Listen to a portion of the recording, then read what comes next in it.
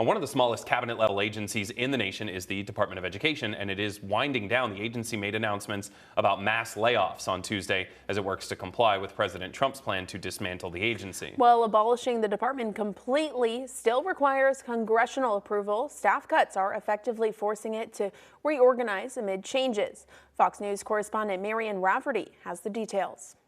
What we did today was to take the first step of eliminating what I think is bureaucratic bloat. The Department of Education moves to cut half its workforce. More than 1,300 employees getting reduction in force notices via email. Newly confirmed Education Secretary Linda McMahon says it's all part of President Trump's plan to abolish the agency. He's taken the bureaucracy out of education so that more money flows to the states. Better education is closest to the kids, with parents, with local superintendents, with local school boards. Reaction on Capitol Hill was swift, with Democrats condemning the move. It's part of the whole effort to unilaterally ignore the law.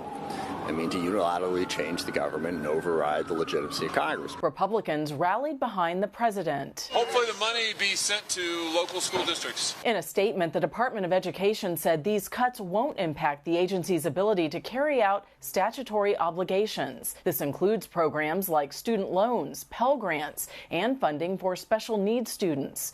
Critics, however, say abolishing the agency will throw all these programs into chaos. Save our schools! Save our schools! Hours before the cuts were announced, dozens of people gathered outside the Department of Education to rally for public support. Attempts to dismantle our public schools are an attempt to diminish our democracy and put more money and control and power into the pockets of billionaires like Elon Musk. Employees impacted by the reduction in force notice will be placed on administrative leave starting March 21st. Marianne Rafferty, Fox News.